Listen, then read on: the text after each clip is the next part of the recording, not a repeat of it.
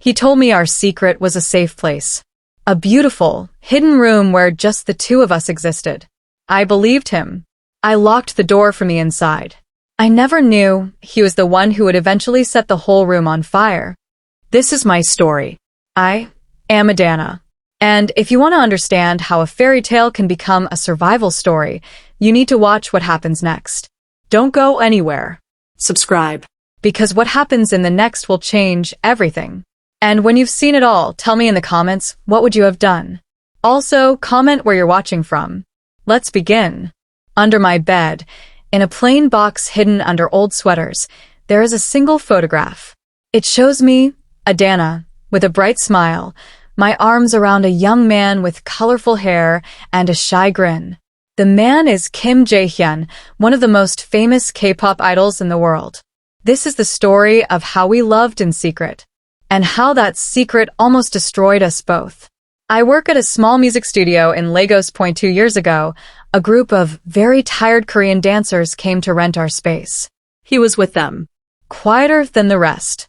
His stage name is JJ. He saw me fixing a broken speaker.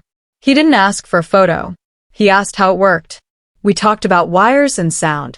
It was a simple talk. Later, he came back alone. Not as JJ, but as Jay. He was just a stressed 22-year-old, far from home. I was just me. We shared a cup of tea. He said my voice was calm. He said his world had no calm. I didn't know how famous he was. Not yet. He told me the truth a week later. He showed me a music video on his phone. There he was, dancing in the center. The video had millions of views. I was shocked. My mouth fell open. He begged me not to run away. He said fame was a golden cage. It was lonely. With me in my small apartment, he could breathe. Our dates were in hidden corners. The back of my car. Empty parks, very early in the morning. We talked for hours about everything. He cried once, from pure exhaustion. I just held his hand. No one saw us. It felt like a beautiful, secret dream. His manager, a serious man named Mr. Park, called him constantly. One night, Jay fell asleep on my couch. His phone buzzed. It was Mr. Park. I didn't answer. The phone buzzed 20 times. I felt cold fear. When Jay woke up, his face went white. He said Mr. Park thought he was with a fan. He said they track his location sometimes. We had to delete our text messages. Always. We created a secret email account to write letters to each other. Love became a list of rules. Our first fight was about this. He said it was for my safety. I felt like a ghost in my own life. For my birthday, he gave me a simple silver bracelet. He put it on my wrist himself. He said it was so I would think of him. It was the most precious thing I owned. Then, a month later, a terrible thing happened. A blurry picture appeared online. It was taken from far away. It showed the back of Jay's head and a woman's hand wearing a bracelet. My bracelet. The online fans went crazy. They called the woman the secret virus. They said she was trying to ruin JJ's life. I read those words at work. My hands shook. I had to take the bracelet off. I felt sick. Mr. Park came to Lagos. He found me. He did not come to the studio. He came to my home. He stood in my doorway. He was very calm and very cold.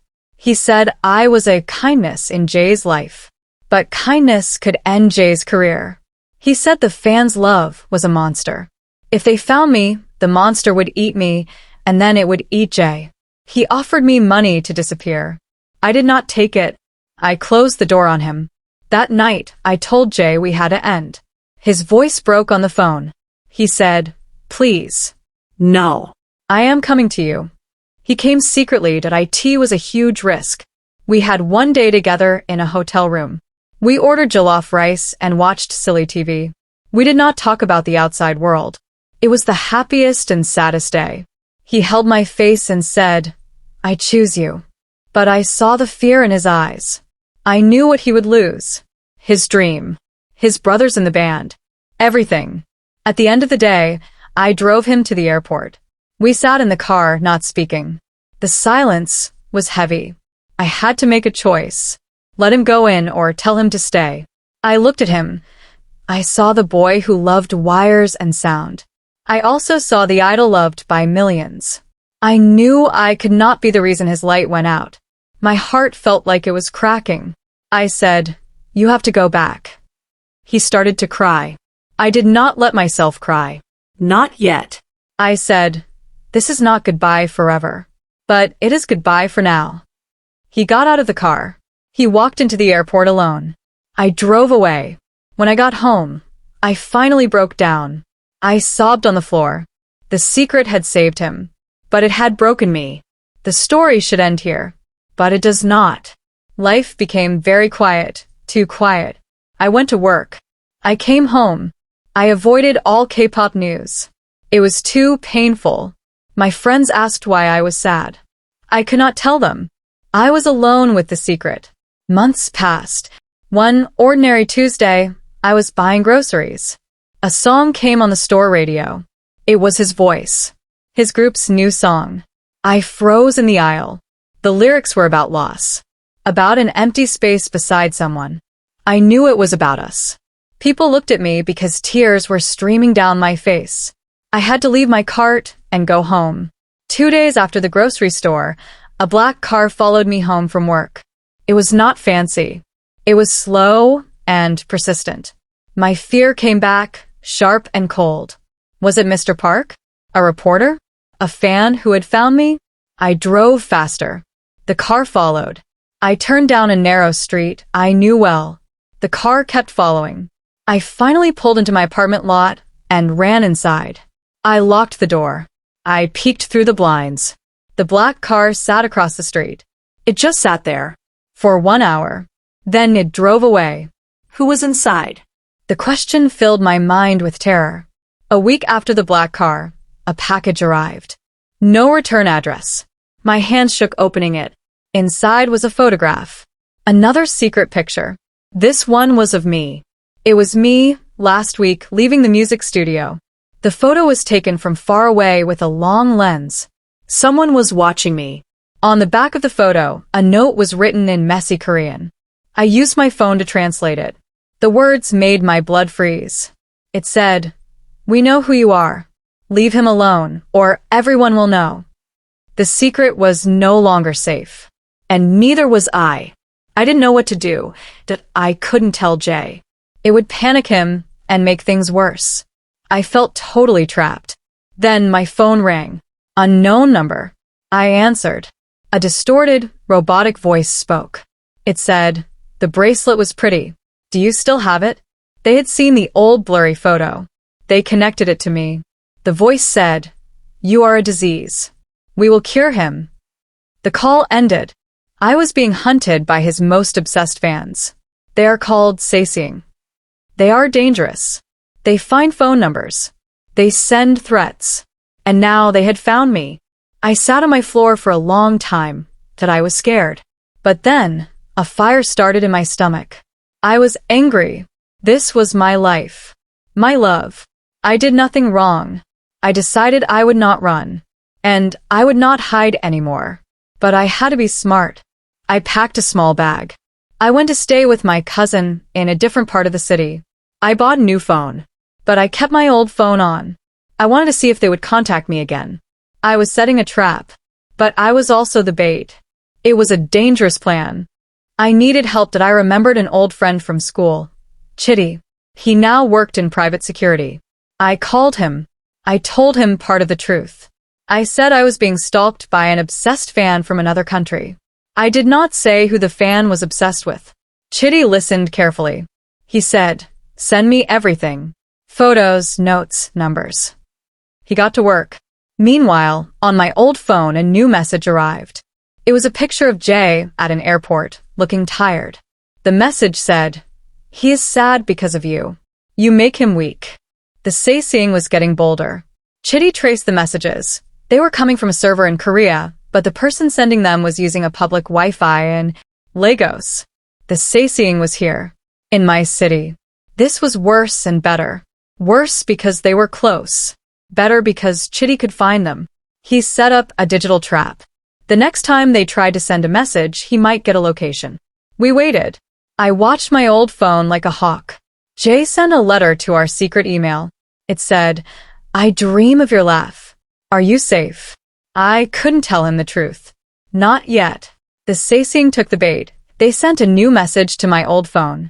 It said, "Prove you love him. Meet me. Come alone. Bring the bracelet." They gave an address at the old docks at night. A dangerous, empty place. I showed Chitty. He said, "Absolutely not. It is a trap." I said, "I know, but you will be there, right?" He made a plan. He would go early with 2 of his men. They would hide. I would wear a wire. We would catch this person. I put the silver bracelet on my wrist for the first time in months. I was ready to face my fear. The docks were dark and quiet. The air smelled like fish and salt. I walked to the spot. My heart pounded in my ears. A figure stepped out from behind a shipping container. It was a woman. Young. She had a cold look in her eyes. She said, "You are not as pretty in person." She held up her phone, filming me. She said, "Smile for the fans. They will see this soon." I asked her why she was doing this. She said, "He belongs to us, not to you." Then she saw the bracelet on my wrist. Her face twisted with rage. "You kept it," she screamed. Chitty and his men moved and that IT was fast. They took her phone. She fought like a wild animal. She yelled that she would expose everything. Chitty calmly told her that filming and stalking were serious crimes in Nigeria. He had her information. He said she would go to jail here, far from home. Her bravery vanished. She started to cry. She was just a young fan, obsessed and lost. She gave Chitty a USB drive. She said everything was on it. As they took her away, I looked at the drive. What was on it? I had to know. I plugged the USB into Chitty's laptop. IT was filled with files. Not just photos of me. There were emails. Fake emails. They were made to look like they were between me and a reporter. In the fake emails, I was selling stories about Jay for money. I was calling him weak and spoiled. It was a complete lie. The Saising was going to leak these to make me look like a greedy traitor. This would have turned the whole world against me. And it would have destroyed Jay's heart. The plan was evil. I felt cold. This fight was bigger than one fan. With the immediate threat gone, I knew what I had to do. I could not live with lies between us anymore. I created a new social media account. I sent one direct message to the official account of Jay's group. I knew his managers saw it. The message was simple. The Saising fan is dealt with. But there is a USB with fake emails. They plan to frame me. Please protect him from the lies. I did not expect a reply. I just needed them to know. An hour later, my secret email had a new letter. It was from Jay. It had only 3 words. "I am coming." He came again, but this time it was different. He did not hide. He walked through the public airport in Lagos. Reporters took his picture. News spread online. JJ in Nigeria for unknown reasons. He came straight to my cousin's house. He looked tired but strong. He held my shoulders. He said, "I am done. I choose the truth. I choose you." He wanted to tell the world, but I stopped him. I said, "Telling them under pressure looks like a lie. Let us just be. Let them see us when we are ready." He understood. For the first time, we walked outside together. Not hiding. Someone took a picture. It is probably online right now. The secret is over. Our real story, with all its danger and light, is just beginning. The picture from our walk spread fast. It was blurry but clear enough. Jay's face. My face. The internet exploded. His fan pages were flooded. Some fans were confused. Many were angry. They called me names. They said I was a distraction. They said I would ruin the group's comeback. We stayed inside my cousin's house. We watched the storm on a laptop screen. Jay held my hand tight. He said, "I knew this would happen. I am still here." But his phone was ringing nonstop. It was Mr. Park. Jay did not answer. The ringing felt like a heartbeat of panic. Jay finally answered a call. It wasn't Mr. Park. It was Minsu, the leader of the band. He put it on speaker. Minsu's voice was tired, not angry. He said, "Jay, what are you doing?" Jay said, "I am living." Minsu was quiet for a moment. He said the company was in emergency meetings. They were planning a statement saying it was a misunderstanding, that I was just a local guide. Jay said, "No, she is my heart. I will not lie anymore." Minsu sighed. He said, "Then you must be ready for everything." The call ended. The band did not abandon him. Not yet. That was a small piece of hope. A news story popped up online from a Korean gossip site. It was about me. But it was not about Jay. It was about my father. Years ago, my father's business had failed. There were legal problems. It was all public record, but old and forgotten. Someone had dug it up. The article called my family troubled and suggested I was after Jay's money. It was a dirty, low attack. I showed Jay. His face hardened with a quiet fury I had never seen before. He said, "They are attacking you to get to me. This is my fault." I felt shame, but also anger. My past was being used as a weapon. Mr. Park held a press conference in Seoul without Jay. We watched it live. He stood at a microphone. He looked serious. He said Jay was under immense stress. He said Jay was taking a temporary break from group activities for his health. He did not say my name. He called me a private acquaintance. He said the company was protecting Jay. It was a smooth, cold performance. They were putting Jay in a box labeled sick to explain him away. Jay stood up and turned off the laptop. He said, "No, they do not speak for me." He looked at me. I must speak for myself. Jay recorded a video on his phone. He did not use fancy lights or a filter. He sat on my cousin's couch. He spoke in Korean, calmly, looking straight at the camera. He said, "For years, I have lived half a life. I found a person who made me whole. Her name is Adana. She is kind and strong, and she has nothing to do with my music. But she has everything to do with my heart." He talked about the threats, the lies, the fear.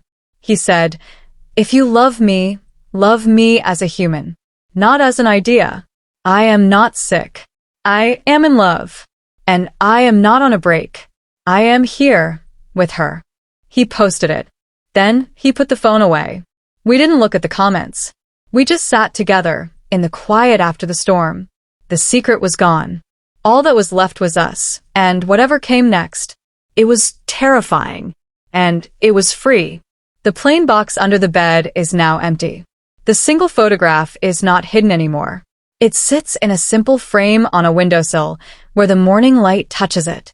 Outside, the world is loud.